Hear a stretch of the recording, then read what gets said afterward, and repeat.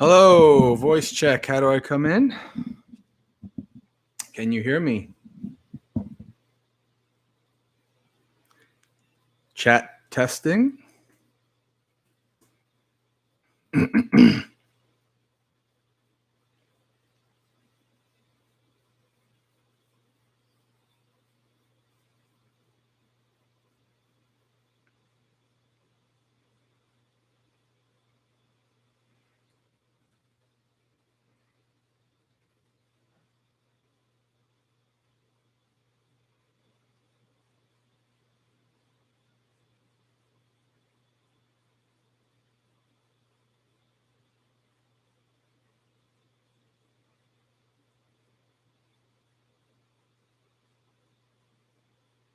Okay, so we'll just give it some minutes, wait for people to come in. Then we'll get started.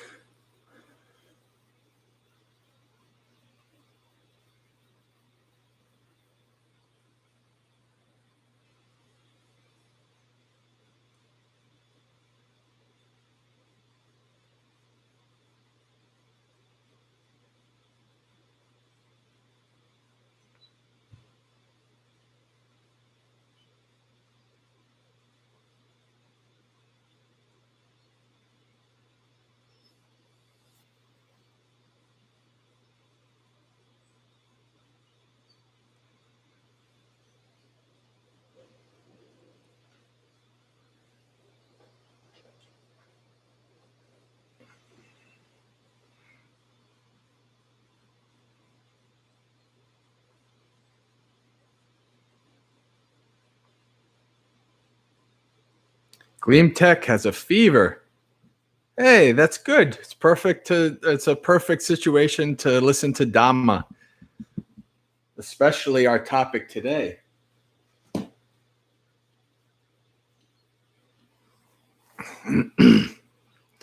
So let's see. Yes, I know it's you, Shab.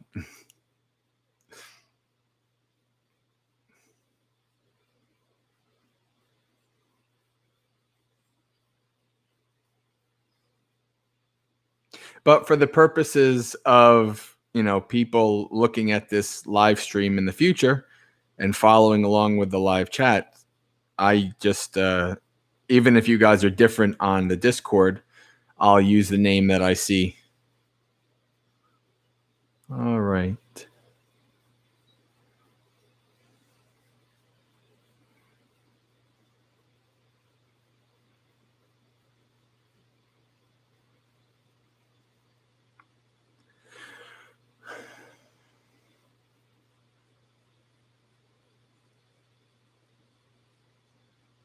Yes, yeah, you can. The live chat stays with the recordings.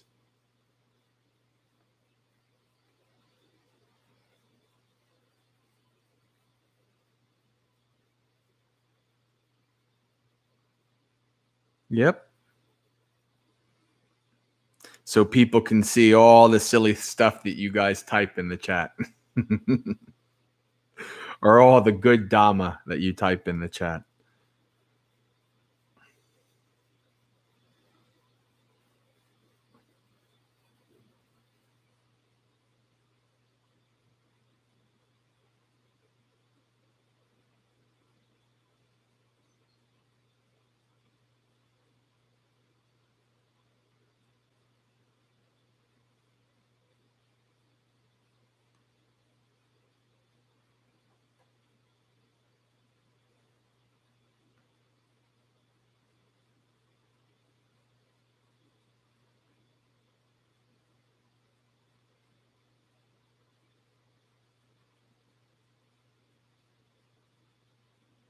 All right, so let's get started. So, I don't know if you guys see a title, but as the title suggests, is like it's one of those things like on YouTube. If you follow a subscriber, they have like a 10,000 subscriber specials. This is million subscriber special. These kind of things. So, as a little bit of a joke, I just noticed that I recently hit 1,000 subscribers. So this is the normal Dhammapalooza, but we'll make it the 1,000 subscriber special. And I think a good topic for today will be, you can see the title. I think it's a good topic for today is to talk about and to discuss Anatta, not self, no self, soullessness, these kind of things. How I found out about my subscriber count was I started getting all kinds of emails like such and such commented. And normally my videos have at max, they get like 200 views, maybe 1 or 2 comments. So this was kind of weird. And what I found out was that YouTube somehow the infamous YouTube algorithm had attached onto this video and it was showing it to people. And so that's how I got all these all these extra weird comments. And it's funny. Anatta, oh boy, really brings out the wacky comments. Really brings out the disputation. Really brings out the arguments. It's quite funny. I responded to 1 or 2 of them just because you're supposed to respond to people and engage with people, and then it just went downhill. And I was like, okay, I'm done commenting. So this is quite an interesting topic, to say the least. So I want to do for our sutta, since we have been making it a thing to chant some stuff here in the beginning, I want to chant the Anatta Lakkhana Sutta, which we can find in our trusty new Bhavana Vandana. That's the same Bhavana Vandana, just in a smaller thing. If you think Reddit comments are bad, actually, the YouTube comments are better than Reddit. Although I do have to admit, I have to give Reddit a little bit of credit. Reddit Buddhism now, it's actually not that bad. It's decent. There's some decent Dhamma on the Reddit Buddhism. It pains me to say it, but it does go in cycles. All right. So let's find this.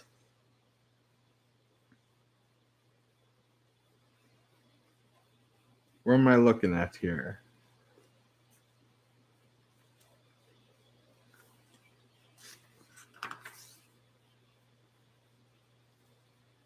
Okay. So page 144. Let's go through this.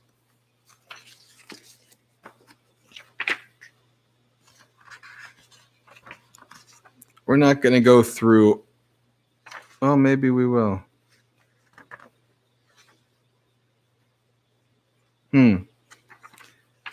Yeah. All right. So what we're going to do instead of, because this is a bit longer, what we're going to do, and I also have a bunch of Sutta Central links queued up for Anatta. But what we're going to do is actually, I'll do the Pali, but then I'll do the English. So I'm not going to chant the whole thing in Pali and then do English. It'll just take too long. And we want to kind of explain this and go through this. So let's see. Evang me sutang ekang samayang bhagava varanasiyang viharati isapatane mighadaye tatrako bhagava panchavagya bhikkhu amante si bhikkavoti badante tite bhikkhu bhagavato pachasso sung bhagava etadavocha. That's a pretty typical beginning, right? Thus have I heard. At one occasion, the Sublime One was living near at Varanasi, in the deer park at Isipatana. There he addressed the venerable group of 5 bhikkhus thus. Bhikkhus, venerable sir, they replied. The Sublime One said this. And of course, we know that Anatta Sutta is the second discourse of the Buddha, right? The first discourse that the Buddha ever gave was Dhammacakkappavattana Sutta, the rolling of the wheel of Dhamma, right? And so in that, and he gave that to the first 5 disciples, the 5 ascetics that he did his extreme ascetic practices with, like laying on beds of nails and eating 1 grain of rice a day and all these kind of things, right? So he went to them. He thought about, who should I teach after I've become awakened? Who would learn this Dhamma quickly? And he thought about his 2 teachers, Alara Kalama and Udaka Ramaputta, right? But unfortunately, they just died. It was not in their good karma to live long enough to learn from the Buddha. They just died like a week before the Buddha became awakened, right? And so he went to the 5 ascetics and he taught them this. And if I remember correctly, in the first one became a Sotapanna, right? Nobody became awakened from the first one. But we'll see something different in this one, right? So this is this is the second teaching that the Buddha ever gave, is on anatta, right? So rupa, form, right? Body, form. Rupang bhikkave anatta. Rupang chahidang bhikkave atta abhavasa. Naidang rupang abhadaya samvatteya labhita charupe evang me rupang hotu. This form is hotu, mine, right? Evang me rupang ma ahositi. Yasma cha ko bhikkave rupang anatta tasma rupang abhadaya samvattati nacha labbati rupe evang me rupang hotu evang me rupang ma ahositi. Now, this is the English. Because form is not self.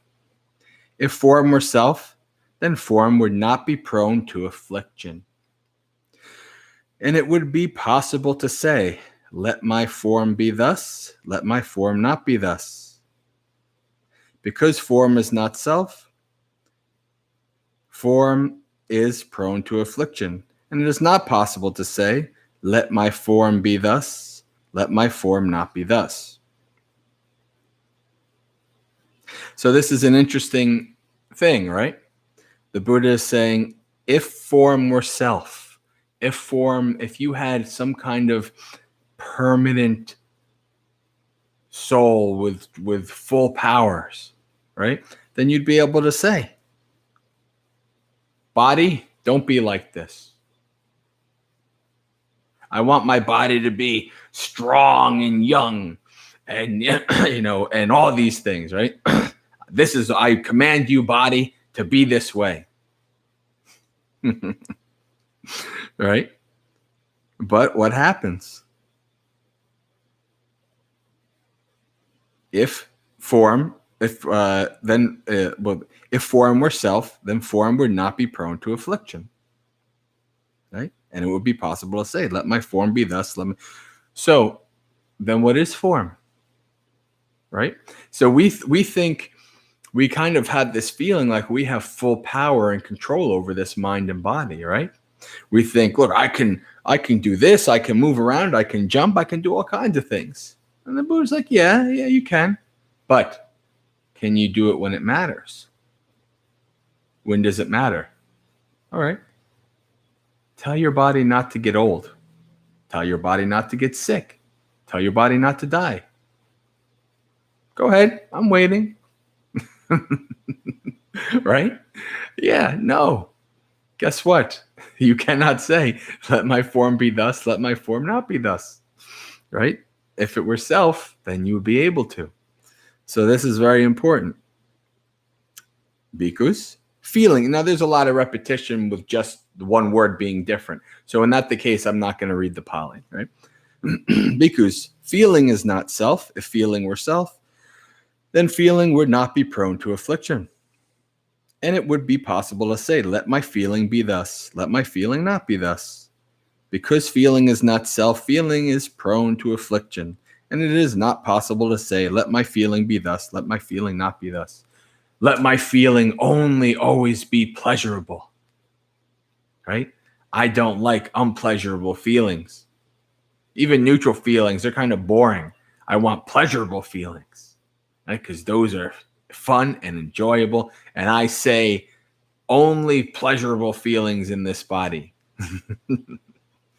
Right? Because perception is not self. If perception were self, then perception would not be prone to affliction. And it would be possible to say, let my perception be thus, let my perception not be thus. Because perception is not self, perception is prone to affliction. And it is not possible to say, let my perception be thus, let my perception not be thus. Let my perception always be 100% accurate. May I always perceive any situation and any reality with 100% accuracy. No, doesn't exist. Right? Because mental formations are not self. Okay, and so we have here sankharas. So Buddha is saying sankharas are not self, right? Sankharas, in more modern translation, sankhara is translated as intentions, right? So here, this is the older translation of mental formations. So, or kama, it's even been translated that, right? And what are we going through here? Form, feeling, perception, mental formations. What do you think the next one is going to be? We know, consciousness, right? Buddha is going through the aggregates, the 5 aggregates. Bhikkhus, mental formations are not self. If mental formations were self, then mental formations would not be prone to affliction. And it would be possible to say, let my mental formations be thus, let my mental formations not be thus. Because mental formations are not self, mental formations are prone to affliction. And it is not possible to say, let my mental formations be thus, let my mental formations not be thus. Because consciousness is not self. If consciousness were self, yeah, don't think of a polar bear, Reed says. Yeah. Do you control what's your thoughts, right? And your intentions? You do. There's some control there. But can you really say that those are self? Obviously, the Buddha has an answer, whether you can see or agree with that or not. Consciousness is not self. If it were self, then consciousness would not be prone to affliction.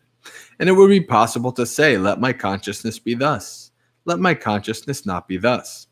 Because consciousness is not self, consciousness is prone to affliction.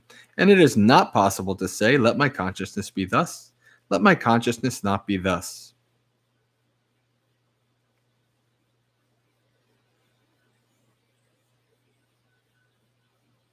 So now we have Tanking manyata bhikkave rupang nityang va anityang vati anityang bante. What do you think, bhikkhus? Is form permanent or impermanent? Impermanent, Venerable Sir.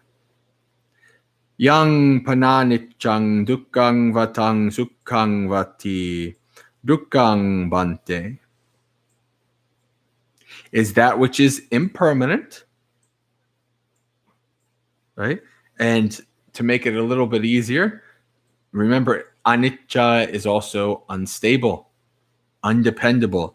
Is that which is impermanent, unstable, undependable, dukkha or sukha? Unsatisfactory or satisfactory? Suffering or happiness, right? And of course, unsatisfactory, dukkang ti, Venerable Sir, right? Is it correct to consider, let me do the Pali here.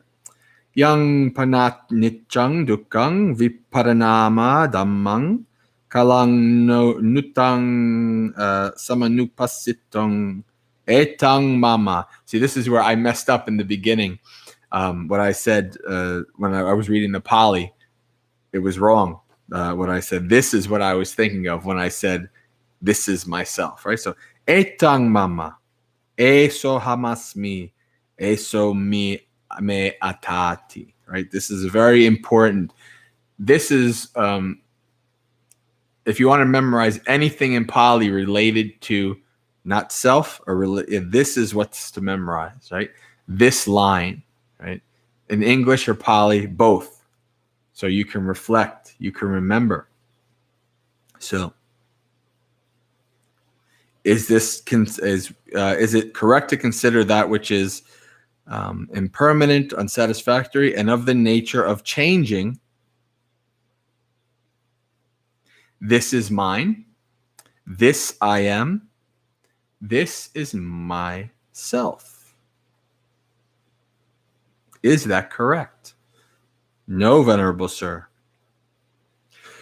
And so it goes through the rest of the 5 aggregates again. What do you think, bhikkhus? Is feeling permanent or impermanent? Impermanent, Venerable Sir. Is that which is impermanent unsatisfactory or satisfactory? Unsatisfactory, Venerable Sir. Is it correct to consider that which is impermanent, unsatisfactory, and of the nature of changing as this is mine, this am I, or this I am, this is myself? No, Venerable Sir. What do you think, bhikkhus? And again, this is repetition, so the only difference here is going to be the aggregate, so I'm not going to go through the Pali there. What do you think, bhikkhus? Is perception permanent or impermanent? Impermanent, Venerable Sir. Is that which is impermanent unsatisfactory or satisfactory? Unsatisfactory, Venerable Sir.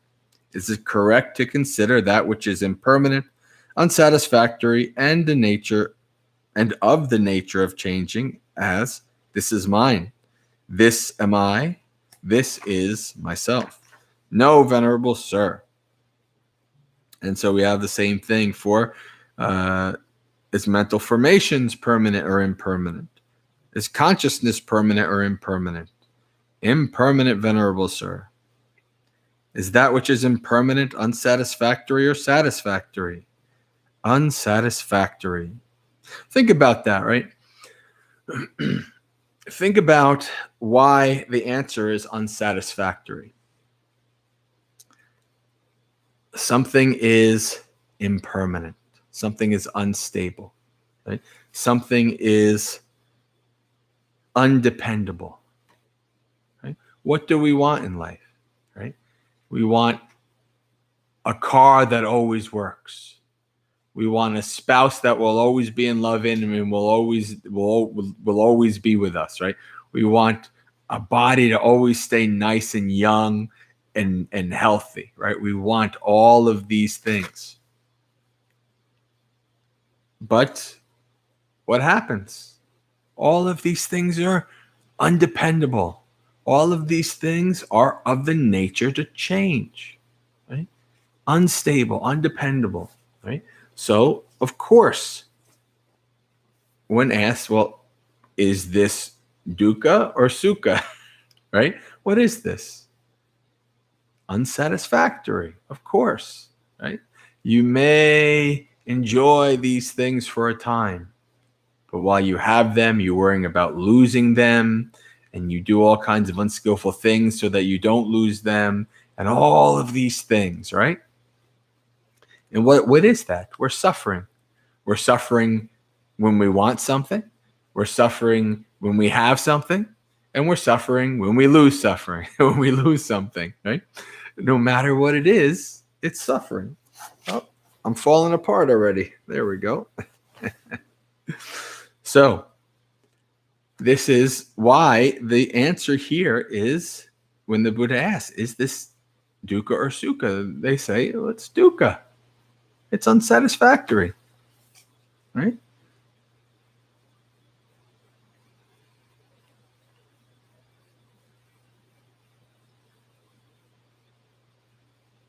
Okay. Now here we come. So we know is mental formations, consciousness, permanent or impermanent? Impermanent, right? That anybody can understand. We can understand that things change. Right? Things are. We don't necessarily understand that they're undependable, or we don't want to, right? But so these things are unsatisfactory, Venerable Sir. Is it correct to consider that which is impermanent, unsatisfactory, and of the nature of changing as this is mine, this am I, this is myself? No, Venerable Sir. Right? So we're talking about, what do we have here? We're talking about the three characteristics of existence, right? Anicca, impermanent, unstable, undependable. When we try to grasp to something, right? So it's weird to say that dukkha, right? If we create our own dukkha and we have the power to end our dukkha, it's kind of weird to say that it is a nature of existence, right? So I think it needs a little bit of clarification in this regard, right? So is this book, is there somehow ingrained in this book somewhere dukkha? No, it's just matter. It's just rupang, right? I like this book or I dislike this book, right? I don't want to lose this book, or I wish I could throw it out the window, but I can't, right? Now what is it? What is it? Now it becomes dukkha, right? Because I have attached to this book some kind of like or dislike, right? I have attached a meaning to this book and I have created dukkha because of it, right? That is how dukkha arises. When we have an expectation that something will be impermanent, or something will be permanent, stable, satisfactory, when something will be permanent, stable, and I'm trying to remember the other word I use for anicca. But anyway, so when we have that expectation, what are we doing? We're setting ourselves up for suffering. What do I always say? Expectation equals suffering, right? So we have, we like this book or whatever it is, and I want this book to always be this way so I can use it, right? Then what happens? It breaks. I forget it somewhere. It gets caught in the rain and it gets ruined. And because I had that attachment to this book, I suffer, right? I have created my own dukkha by my attachment to this book. Or whatever, this nice microphone, right? I already can tell in my mind, if my Yeti microphone broke, I would have dukkha, right? Because it's a really cool microphone and it's really good quality and I like to use it, right? And so I want to make sure that I don't break it, even though the back of my mind knows eventually this is going to go one way or another, right? Or even this nice laptop. Ooh, I like this laptop. It's very skillful. It's very useful to me, but I suffer when I have this attachment. So that's dukkha, right?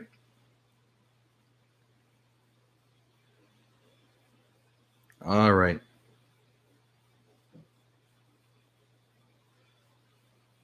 So now we'll do this. Tasmatiha bhikkhave yang kinchi rupang. So we're talking about form, rupang.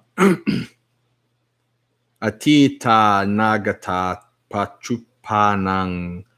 Now that is a nice big poly compound word, right? Ajatang va bahida va olarikang va sukumang va hinang va panitang va yandore va santike va sabbang rupang netang mama. So we know this, right? We've heard this already. Neso hamasmi nametso atati, right? Evametang yatabutang, yatabutta, to see, See things as they are. Samapanaya dattabang. So this is very important. This is the Buddha talking about. This is the Buddha giving us advice on how to practice. Does anybody get kicked and they come back? Because I noticed like the people on the stream, the number will be the same, but then it'll drop and then it'll go back up. So I don't know if it's like people are, having difficulties or something, but it's just this number changing that distracts me a little bit. So goes, oh, what's going on? Oh, too many numbers. So I have to be sense restraint. All right. So English. Therefore, bhikkhus. And so we're going to ellipse this, right? So this is form, feeling, perception, mental formation, sankhara, and consciousness. Whatever form, feeling, perception, mental formations, and consciousness, whether past or future, or present, internal, having to do with this body, and external, outside this body. Gross, this gross body, right? Subtle, can be things like microscopic things you can't see, right? Subtle. It can be the devas. They have a subtle form, these kind of things. Gross or subtle. Low or high. Far or near. All forms. So Buddha is not giving any exemption here, right? It's kind of like metta, right? Where we have no discrimination in our metta. It's large or small, seen or unseen, far or near, all these things. The Buddha is the same thing. Internal or external, gross or subtle, low or high, far or near. All forms are not mine. I am not them, nor are they myself. Thus it should be seen correctly with wisdom as it is. It's funny, right? Especially with form. We become so attached. This body, how I look and my hair and my eyebrows and what I wear, all this, we become attached to that, right? And other people become attached to it. That is Bhante J, right? But then I die, right? And I'm just sitting there dead and people look at me. There's an interesting thing that happens, right? Some people will say, well, that body was Bhante J, but not anymore. But other people will still have that connection to that body as me, right? Even though the life form, the life force is gone, you're still so connected to that body that we want to dress it up and we want to, this is our friend or our loved one or whatever, all of these things, right? So we have a connection to that body, even though the body's become a useless heap of flesh, right? That we're so connected with that body that this is that person, right? We put them in the nice casket and we dress them up nice, and so that we can have an open casket and all of these things.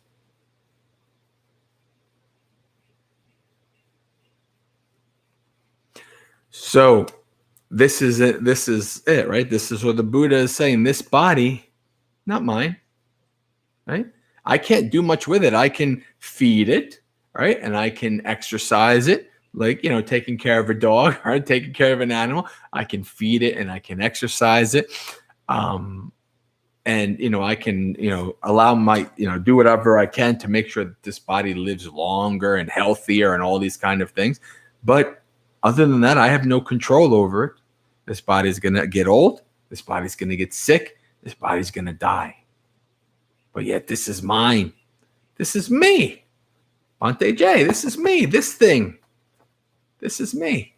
Okay? This is myself. Hey, this is it. Right? But when seeing rightly, yata bhuta, when you see things as they are, you understand this is not me. This is not mine. This is not myself. This is a meat mech, a meat machine, right?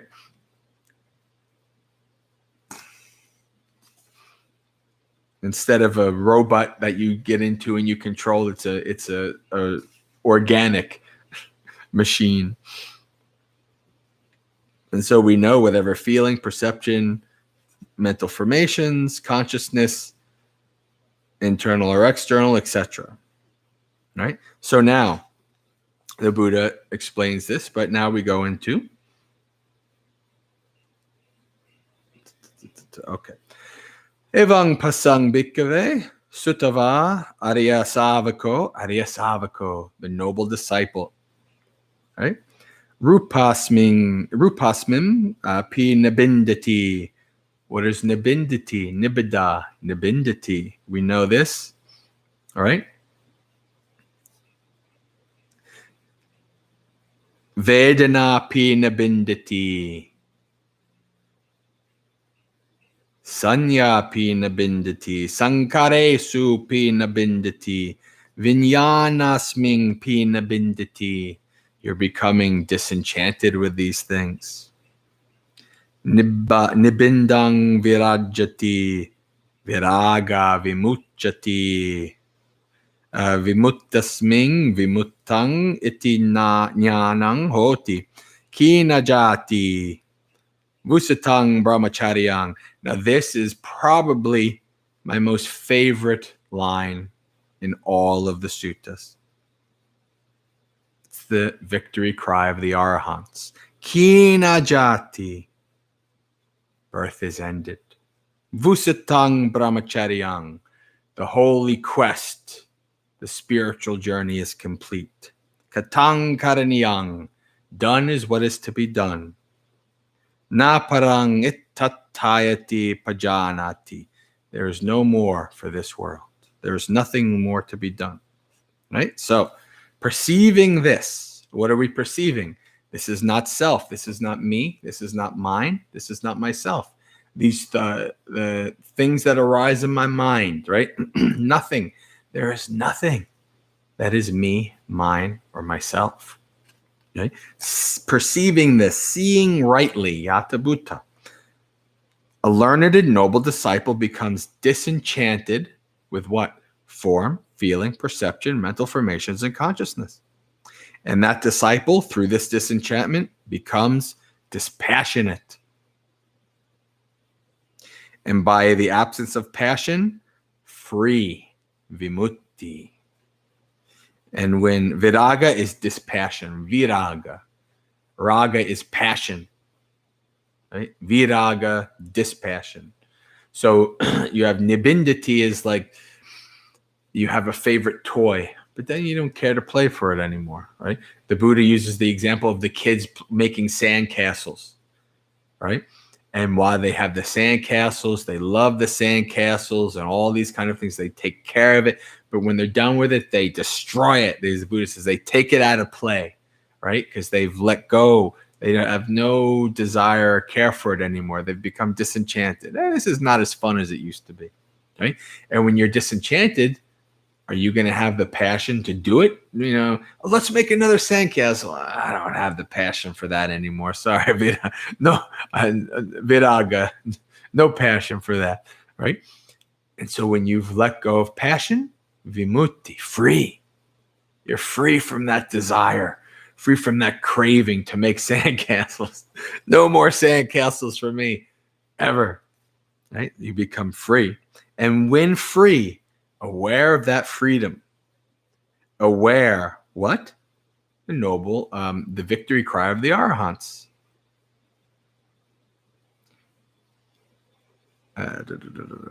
Where am I going here? Aware that rebirth is exhausted, no more rebirth. The holy life has been lived, that there is nothing more to do. Thus spoke the Sublime One. Delighted, the group of 5 bhikkhus rejoiced in what the Sublime One said. With this exposition was being delivered without attachment. The group of 5 bhikkhus became free from the defilements. Then there were 6 arahants in the world.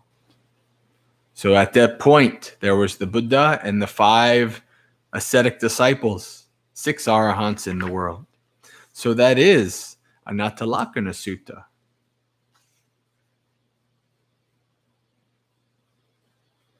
Oh, hello, Mumble Rocks. See, we have some more people joining us. So there's a wonderful part of the things that we chant every day, that Bhavana chants every day. There's a wonderful line here. Let me see if I can find it.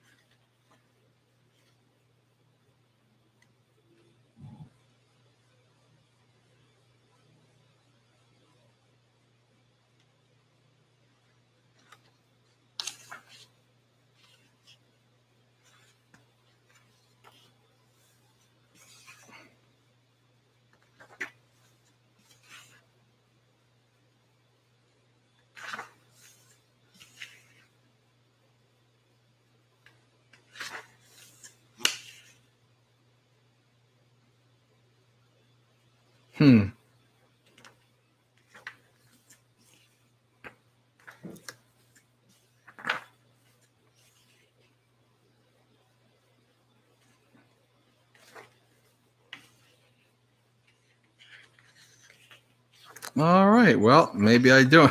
I can't find it. But Buddha says, there's a wonderful line in the chanting where the Buddha says, abandoning the conceit, I am, is the highest bliss. Right?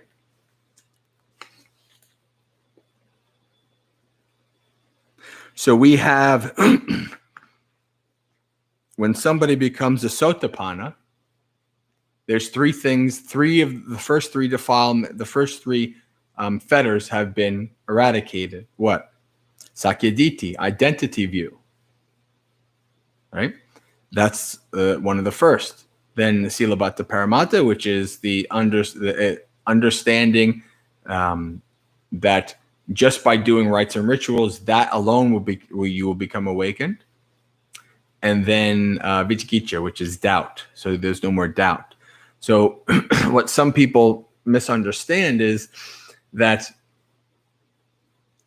a Sotapanna has not had the full realization of not self yet. Only an Arahant has that. Right? Because one of the even a non-returner still has a little kernel of I am.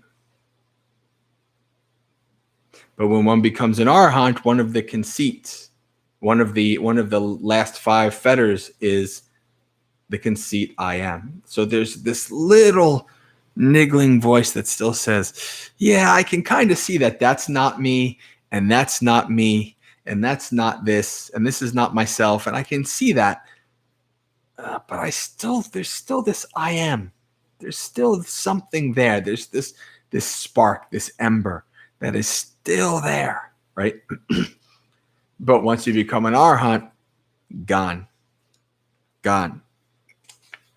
They understand that this is not nothing. So, this is not an easy thing. This is something that is not fully abandoned until we become an Arahant.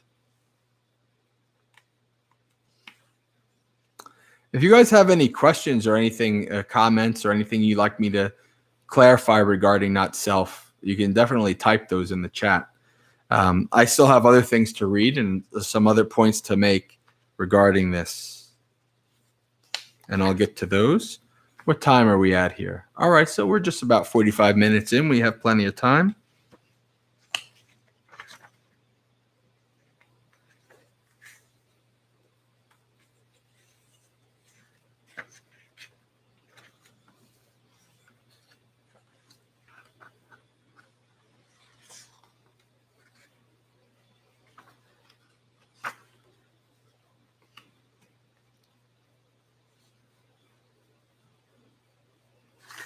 I think I'm going to give up on finding that. Abandoning of the conceit I am is the highest bliss. And when you start to actually pierce not self, you actually start to see that. You say, that is pretty nice. It's so nice. I don't have to automatically identify with this as me, as mine, myself. This comes up. I don't need to identify. This is not me. This is just something that has arisen, right? Oh, it's a nice freedom. It's a nice lightness, right? So let's go through some more. I don't see much in the chat, so we can go through some more.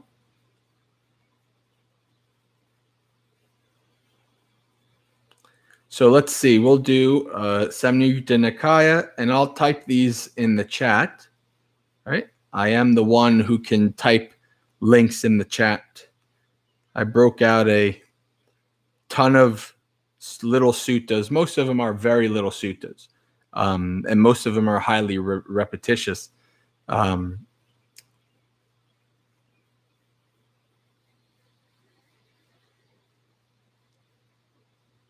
Adriana, are you just joining us now, or are you saying "Hey, Bante" for some reason?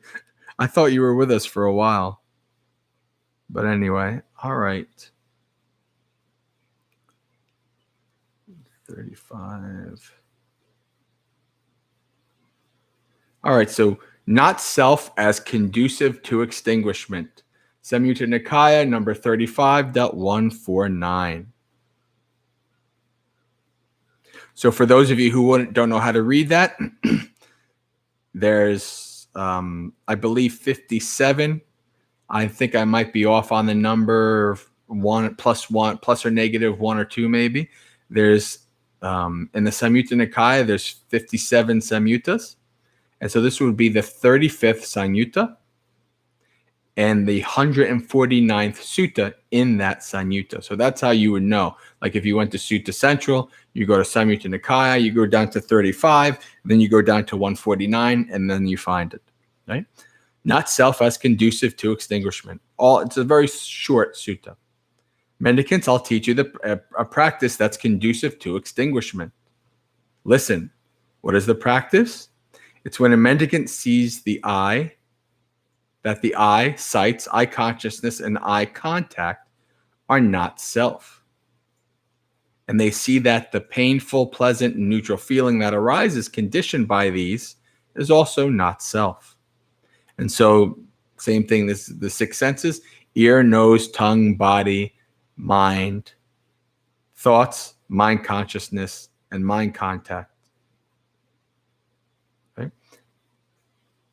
They see that they are painful, pleasant, or neutral feeling that arises conditioned by mind contact is also not self.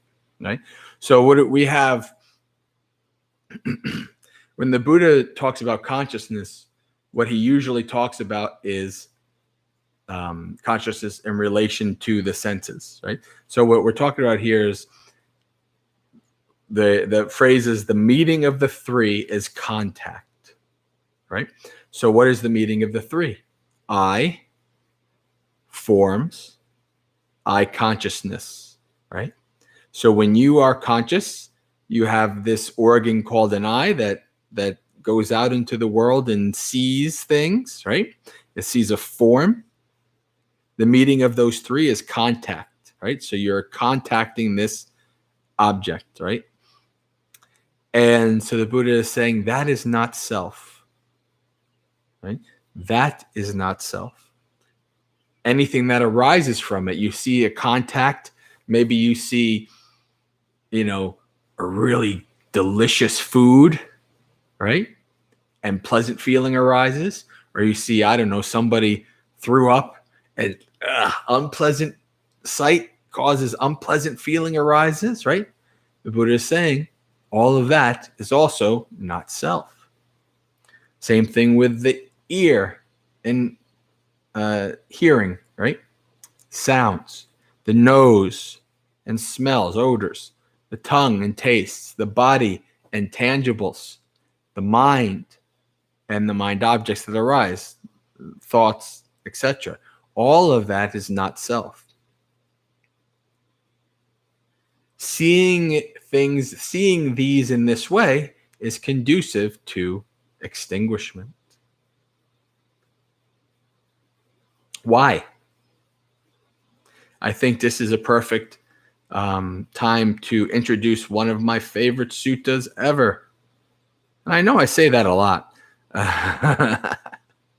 but this is definitely in my top 5, without a doubt. And most of you probably heard me talk about it forever. It's the burden, Bhara Sutta. Right? So now this will be a good thing to understand, right? Why is all of this suffering, right? Why should we view this as not self, not me, not mine, not myself, right? So this is the burden.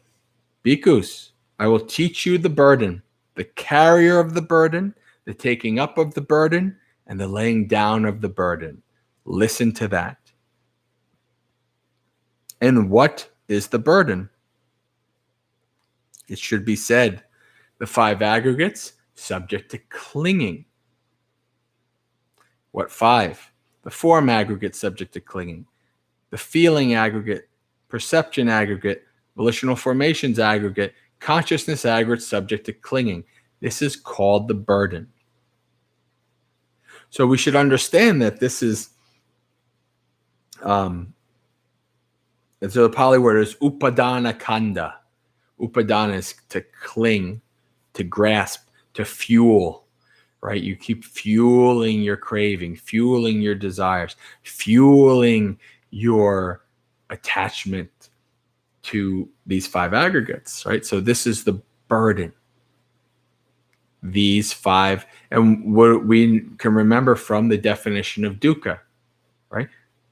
Birth is dukkha, aging is dukkha, death is dukkha, sorrow, lamentation, pain, grief, and despair, being separated from loved ones, union with those we don't like, not getting what one wants. And what's the 5th? In summation, the 5 aggregates subject to clinging are dukkha.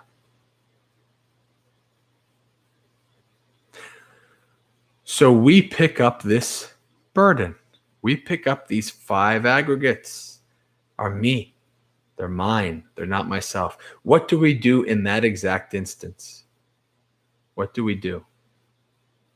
We create suffering. This is me. This is mine. This is myself. We create we pick up a burden, right? A burden we don't have to pick up. We can lay it down. And what, bhikkhus, is the carrier of the burden? It should be said, the person. I am Bhante J, and I carry this burden. Right? This venerable one of such a name and such a clan. That is called the carrier of the burden. And what, bhikkhus, is the taking up of the burden? This is when we make the mistake of picking up this burden.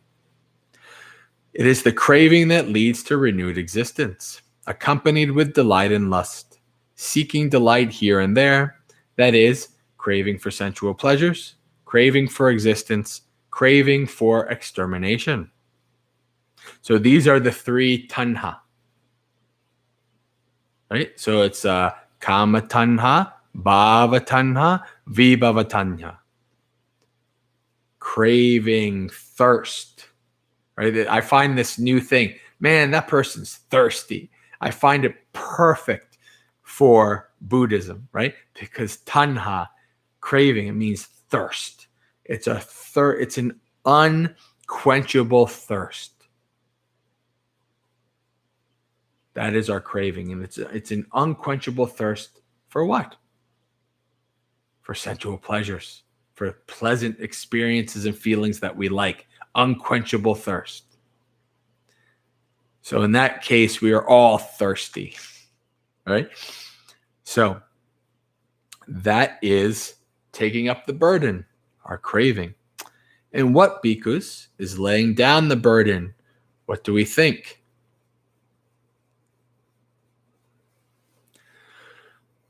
It is the remainderless fading away and cessation of that same craving. Right? Nibindati, dispassion. Viraga, nibindati, disenchantment. Viraga, passion. Vimutti, freedom.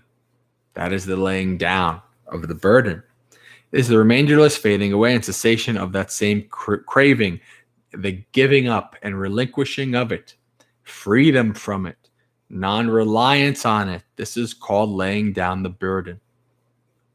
That is what the Blessed One said. Having said this, the Fortunate One said this. So this is a wonderful summary. All right. Nice verses from the Buddha. The 5 aggregates are truly burdens. The burden carrier is the person. Taking up the burden is suffering in the world. Laying down the burden is blissful. Have you ever gone hiking or whatever? You're carrying a heavy load for long periods of time, right? And that time when you take off your backpack, you feel 10 times lighter. So, whoa. This is so much nicer. Why was I carrying around this heavy burden so long, right? Laying down the burden is blissful. Having laid down the heavy burden without taking up another, having drawn out craving with its root, one is free from hunger, fully quenched. The thirst is quenched, right? No more tanha. The thirst is quenched. So that's very important, right? We understand this is a Buddha. The Buddha is literally saying that our identity is suffering. Our identity, I am, is a burden. It is suffering. So all of this that we create, this is me, this is mine, this is myself, suffering. We create our own dukkha just from that identification, that identity view, sakyaditi, right? That conceit, I am, is suffering. When it's gone, the burden's laid down, no suffering. You've let it go. So that's a very powerful thing to understand when it comes to not self.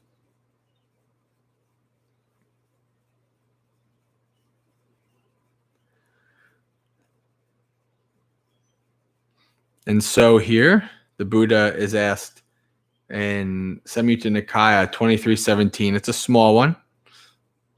SN 2317. Venerable Radha asked, Sir, they speak of this thing called Anatta, not self. What is Anatta? Anatta. Radha, the monk, the Buddha, is a form, feeling, perception, choices, and consciousness are Anatta. Rupanko Anatta. Vedana Anatta. Sanya Anatta. Sankara Anatta. Vinyanang Anatta. All Anatta. Seeing this, they understand. And so it goes to the whole nibinditi, viraga, vimutti. It's all ellipsed, right? These 5 aggregates are not self. When we see these 5 aggregates, now, make sure that you don't fall into the trap, right? What is the trap? I remember the first time I was at Bhavana, when I was a lay person. It was in my, the first early years at Bhavana. And I came across the first person who said, these 5 aggregates are thirsty. These 5 aggregates are hungry. These 5 aggregates are tired. These 5 aggregates need to go to sleep. Right? So a person is saying, oh, I can't say, I'm John and and I'm tired, because then I'm identifying, right? I am, then I'm stuck in anatta. Right? And when you first hear that, you're like, okay, this person's nuts. I don't think that's real insight. So don't go around saying these 5 aggregates are not too happy about this talk. These 5 aggregates, yeah, I think I'm going to go somewhere else. No. Right? This is one of the most important things, right? Ajahn Chah talks about being a master of the mundane and the transcendent, right? Even the Buddha said I, right? The Buddha used personal pronouns and, I and me and these kind of things, right? Does that mean the Buddha had a self, saw these things as self? No, right? But that is mundane, right? You talk to people, you talk to the people in such a way that makes for ease of communication. Adriana, these 5 aggregates say that you should, do this and do that. And you're like, Bhante 5 aggregates? What? Should I call you Bhante 5 aggregates from now on? Yeah. Right? It's just silly. So we should be careful of that because it's very easy to fall into these kind of silly traps. We can understand that this is not self, but we can also understand that we need to speak and act and interact in mundane society. This is what Ajahn Chah calls being a master of the mundane and a master of the transcendent. It's very good.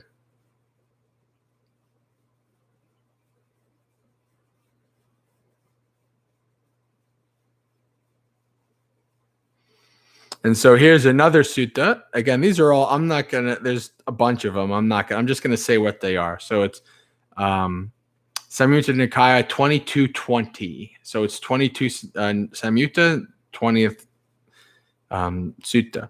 So again, this is, Buddha says, mendicant's form is not self. So we already know this. But the cause and condition that gives rise to form is also not self. Since form is produced by what is not self, how could it be self? So the Buddha is going one step, right? You got to think, at this time, dealing with all these wandering mendicants, right? You had all of these people. All of these people with all these views, but this is a self. No, this is a self. So the Buddha across all of these suttas is very thorough in not leaving anything as this is me, this is mine, this is myself. Very thorough in that regard, right? So he's saying even the causes and conditions that lead to this, guess what? Anatta, not self, right? No permanent soul, no permanent self, nothing permanent behind these. Feeling is not self, perception, the causes and conditions that give rise to feeling, perception, choices. Here's a new translation, right? This is Bhante Sujatu's translation. Consciousness is not self. The causes and conditions that give rise to these is also not self. So the Buddha is very meticulous. The internal is not self. So this is Samyutta 35.3. Because the I is not self, what is not self should be seen as it really is with correct wisdom. This is not mine. This I am not. This is not myself. So what else? The ear, nose, body, tongue, mind, right? So that's the internal, as I said. Now, the external.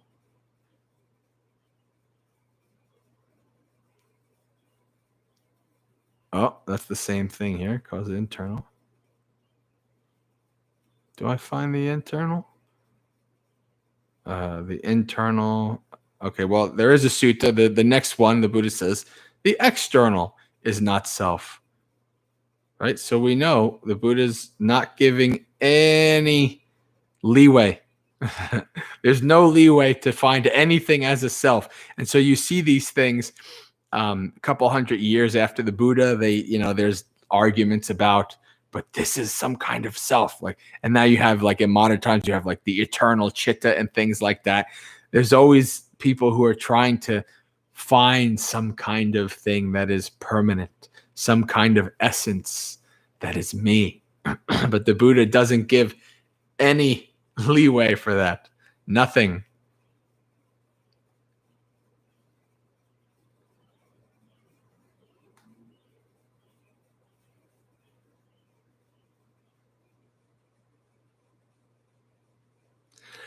So in Samyutta Nikaya 2268, Mendicant asked, "Sir, may the Buddha please teach me Dhamma in brief. So when I've heard it, I'll live withdrawn, diligent, keen, resolute, etc." So this is another sutta. Teach me the Dhamma in brief. What does the Buddha say? Give up desire for what is not self. That is the Dhamma in brief. Understood, Blessed One. Understood, Holy One. But how do you see the detailed meaning of my brief statement? The Buddha asked. Sir, form is not self. I should give up desire for it. Feeling, perception, choices, consciousness is not self. I should give up desire for it. This is how I understand the Buddha's statement. Good, good, Mendicant. It is good that you understand the detailed meaning of what I have said in brief. Right? So the Buddha says, that which is not yours, abandon it. What is not yours? Form is not yours. Perception, feeling, mental formations, consciousness, whatever is not yours, abandon it. Right? There's a funny sutta where the Buddha says there are two kinds of fools. One who takes on a responsibility that is not theirs, and one who does not take on a responsibility that is theirs. Right?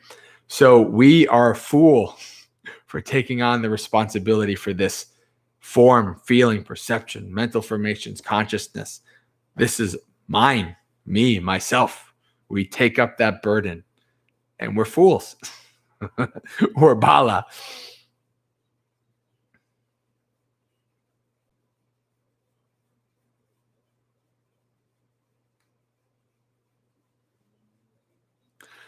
All right, I'm just going through the other suttas that I came up here, seeing what's repetition. Yeah, it's pretty much most of it. The rest is repetition here.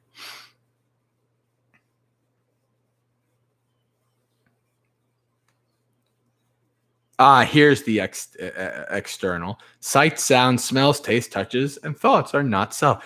Thoughts are not. Isn't that an interesting thing? That the Buddha considers mind objects, thoughts, as external. The internal is mind. Mind objects, thoughts, external.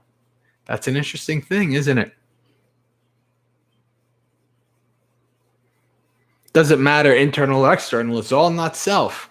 But thoughts are external. Quite interesting.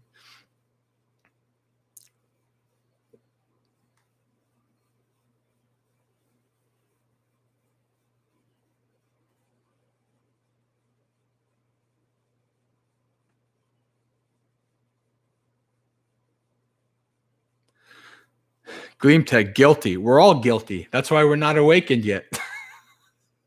If we weren't guilty, then we would know that we would understand for ourselves that we are free. And if somebody was awakened, they wouldn't be coming on my live stream. There's no point to it. So none of us here, all of us here are guilty as charged. We pick up the burden. If you've listened to my guided meditations, what do I always talk about? Laying down the burden, right? We lay down so our meditation is practice for laying down the burden. Okay? Our meditation, we lay down all of our thoughts and attachments and we follow the breath. And then after the meditation, we stupidly, guiltily pick up the burden again. But that's because we're practicing. We're not there yet. It's okay.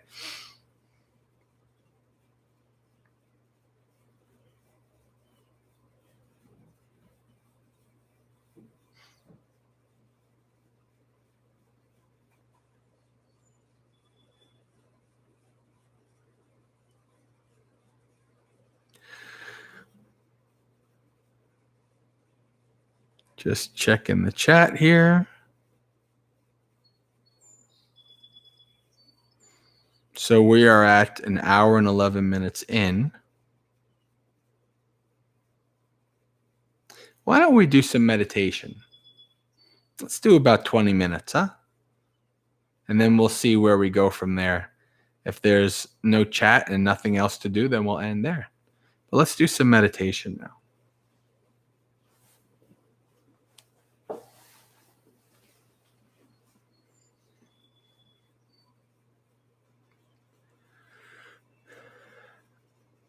Ding. Don't worry.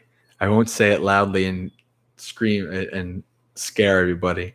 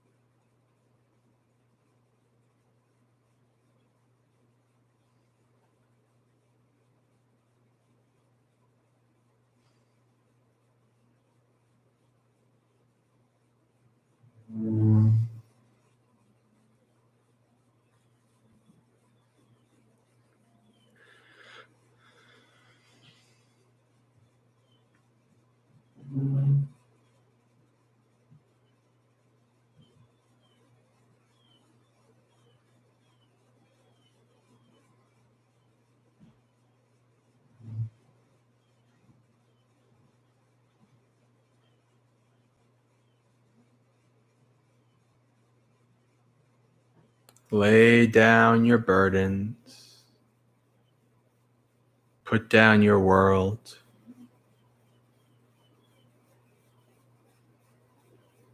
Follow the breath.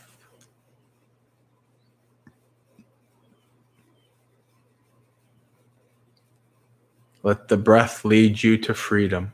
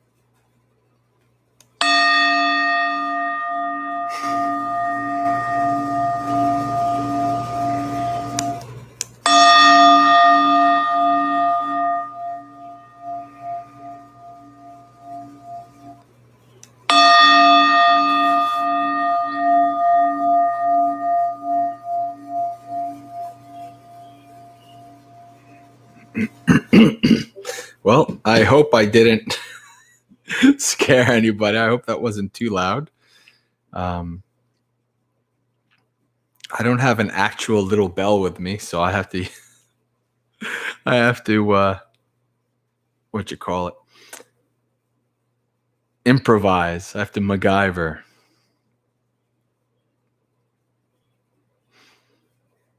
So did anybody realize not self in that 20 minutes of meditation?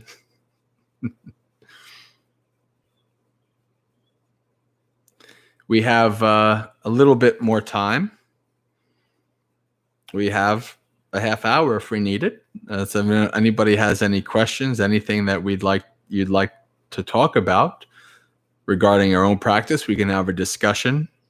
Or if there's nothing left, then there's nothing left. We can end. Though there was, I did want to double check something quickly.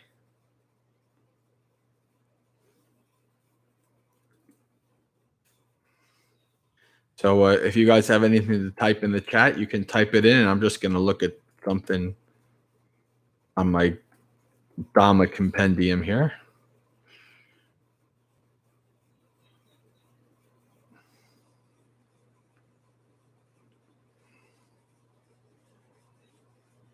Here it is. Okay, so this is what I want. One of the things I wanted to say.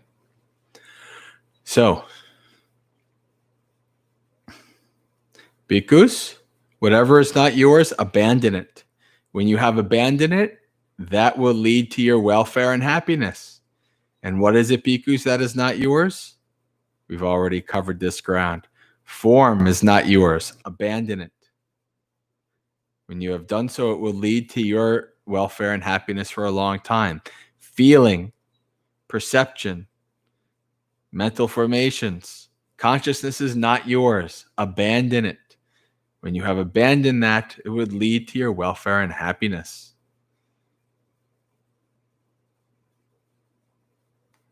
Buddha wants us to abandon that which is suffering. So here, when I'm in my Dhamma, my Google Keep Dhamma compendium here to try to capture some of the things that I couldn't think off the top of my head that I was trying to remember. So when it is said, the way leading to the cessation of identity, the meaning here is this: a way of regarding things that leads to the cessation of suffering. Bhikkhus, in conceiving, one is bound by Mara. By not conceiving, one is freed from the evil one. We were just talking about what Manyati and Papancha, right? Conceiving, creating, imagining, and proliferating. So when you conceive, when you create, when you imagine, this is me, this is mine, this is myself, then you are bound by Mara. This is why in the Therigatha, that one bhikkhuni who Mara tries to, to mess her up by saying something about women. And she says, what does it matter when one becomes awakened? Men, women, what does it matter? It doesn't. One who thinks in such a way is fit to be regarded by Mara. So the Buddha says, when you conceive in such a way, then Mara has you in its traps.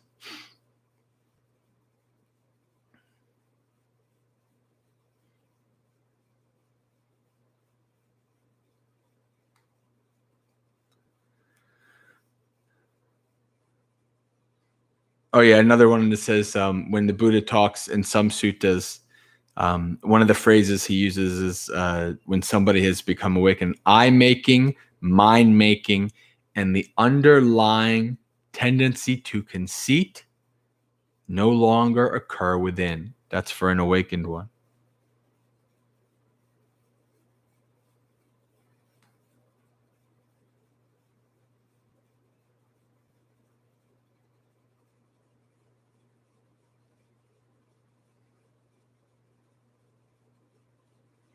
It is by clinging Ananda that I am occurs, not without clinging.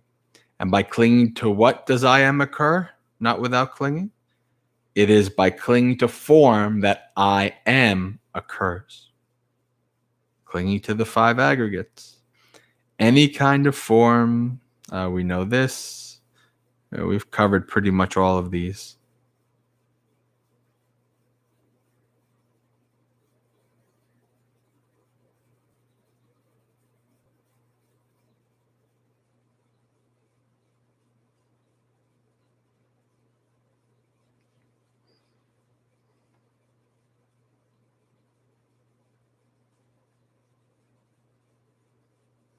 Are there any living arahants today?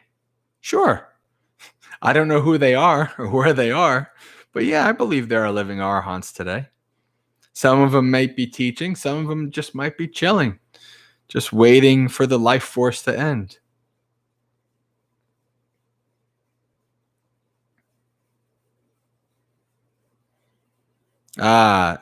Seminary Pasana types one of Ajahn Brahm's favorite not self quotes. Even a small bit of shit still stinks. So too a small bit of continued existence. Yeah. That's like when the Buddha picks up some dung in his fingernail and he says, I do not approve of even this much of samsara. That always, not to get too far down the hole, every time I think about the whole every time I think about the bodhisattva vow, I vow, to not become fully awakened until all beings. I think of the Buddha picking up this of, I don't approve of even this. So like the Buddha's like, don't stick around, don't wait, don't, there's nothing good in samsara. Be done, exit, go away, leave. I don't approve of even this little much of samsara. Yeah.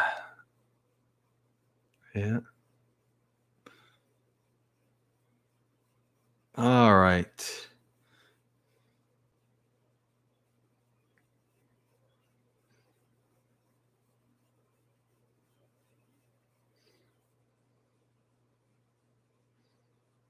So this is an interesting one. This sutta is 72 Nikaya 22.93. It's a simile. And this simile, when I talk about the burden, I talk about impermanence, I talk about what is unstable, right? Listen to this simile that the Buddha gives. Bhikkhus, suppose there was a mountain river sweeping downwards, flowing into the distance with a swift current. If on either bank of the river kasa grass or kusa grass were to grow, it would overhang it. If rushes, reeds, or trees were to grow, they would overhang it. If a man being carried along by the current, and there's multiple suttas where the Buddha, the simile of a man being carried along by the current. I'll tell you another one after this. But if a man being carried along by the current should grasp the kasa grass, it would break off and he would thereby meet with calamity and disaster. If he should grasp the kusa grass, it would break off and he would thereby meet with calamity and disaster. If he should grasp the rushes, reeds, trees, they would break off and he would thereby meet with calamity and disaster. So too, bhikkhus, the uninstructed worldling, us, all of us in this chat here, regards form as self or self as possessing form. Remember I was talking about how all the ways that the people try to find a self, right? Buddha doesn't give any leeway for this. If you regard form as self or self as possessing form or form as in self or self as in form, that form of his disintegrates and he thereby meets with calamity and disaster. He regards feeling as self, perception, volitional formations, consciousness as self, or self as possessing consciousness or conscious, etc., etc., etc. So think about this. Remember when I talk about anicca, right? Being, you're trying to grasp at something that is not stable, not permanent, right? It's unstable, it's undependable, and we try to grasp, like that simile I always tell you about the vision after I had that kind of insight into Anicca being unstable, undependable. That inside of me feeling like I was like trapped, like I was the survivor of a shipwreck, and I was trying to grab onto flotsam, pieces of wood floating in the water to push myself so I don't drown.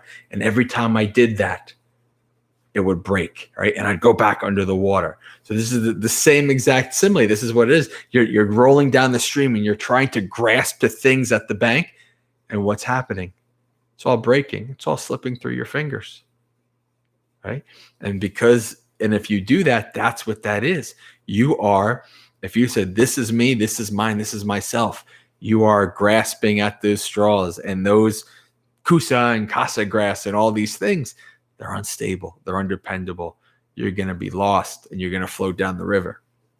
There's a simile. This has to do with craving. And I don't know that off the top of my head. I use it a lot when I in some of my retreats, retreat talks, specifically to do with tanha.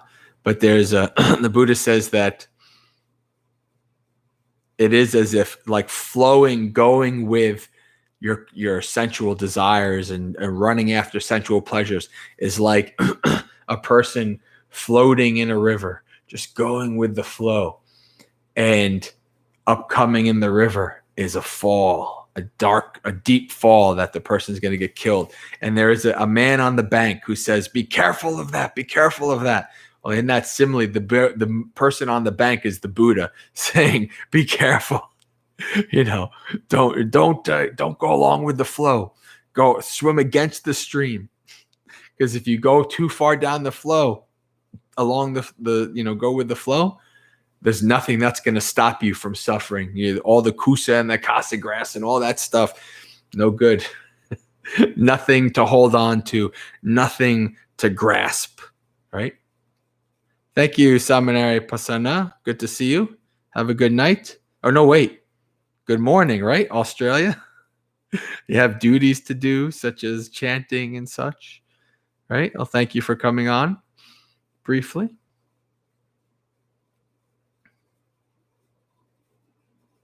It's very powerful imagery, right? Very powerful imagery.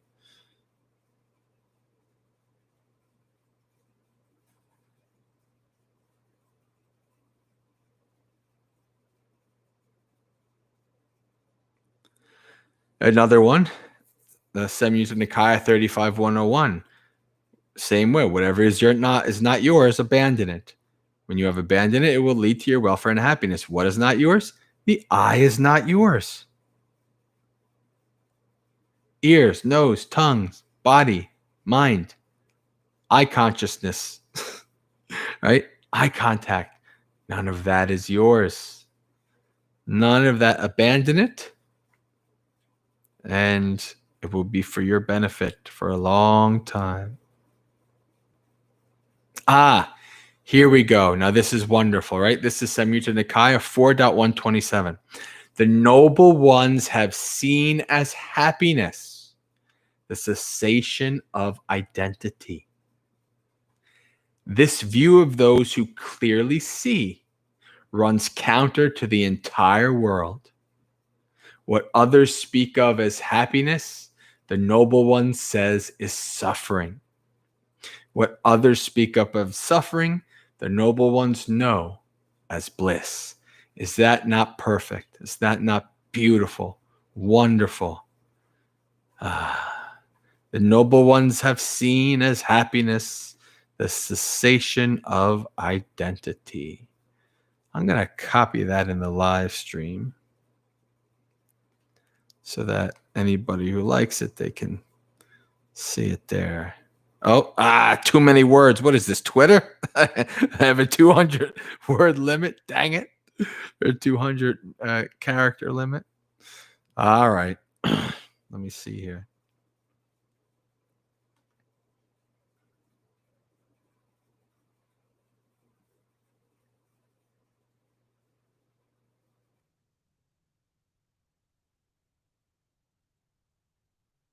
There we go. That sums it up, doesn't it? We see wrongly. We see the opposite of the noble ones. The noble ones see bliss.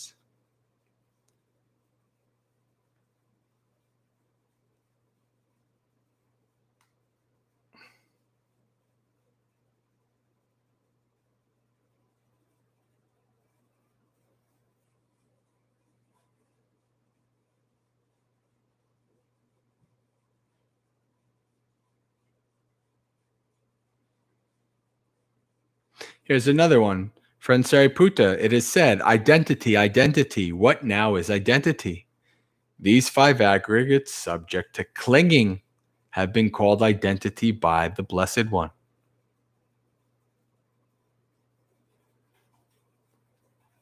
So why cling when we cause suffering? All right, friends, I don't see anything to keep us going any longer. No. Adriana says, the difficult part is seeing yourself constantly reach for the kusala grass. Well, yeah, but you know what? That's insight, isn't it? You see yourself over and over again. Every time I'm reaching for the grass, it slips through my finger. I'm reaching through the glass, it breaks apart. I'm reaching for the grass, this. Eventually it goes ding, ding, ding, ding, ding. Why am I doing this? What is it? That old saying, the definition of insanity is doing the same thing over and over again and expecting a different result. Right? So that's how insight is built. That's how insight is understood. You do it. You keep watching yourself do the same stupid thing over and over and over again. And eventually it clicks and you're just like, why am I doing this? Right? That's when nibindati starts. That's when disenchantment begins. Why am I doing this? What is the good? And this is when you investigate the gratification, the danger, and the escape. This is a very gratifying thing, but man, the dangers and the drawbacks of it are rough. Why am I doing this to myself, right? Eventually, you develop insight.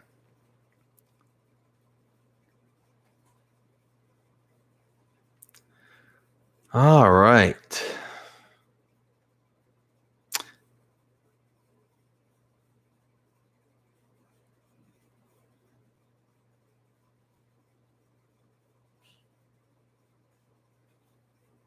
Bante, your 5 aggregates are so right. Bante, you're so right. That is not me. That is not mine. That is not myself. All right. There's really a much more helpful way of looking at it, of course. Yes. Rather, what is wrong with me? You say, well, you know better. Well, you might not know fully better, right? You kind of know. If you've been a practitioner long enough, you've developed enough insight to stop doing things, but not all things, right? Some things after a year or two, you stop doing them like, oh, this is stupid. Why am I doing this? Some things 15 years later, you're like, man, I'm still doing this. Even though all these years I'm seeing how stupid I am in doing these actions, but I'm still doing it. It's okay. You're just not there yet. Just keep examining, keep investigating. Okay, friends, let's do the sharing of merits and end it there, huh? May the suffering ones be suffering free, and the fear-struck fearless be. May the grieving shed all grief, and may all beings find relief.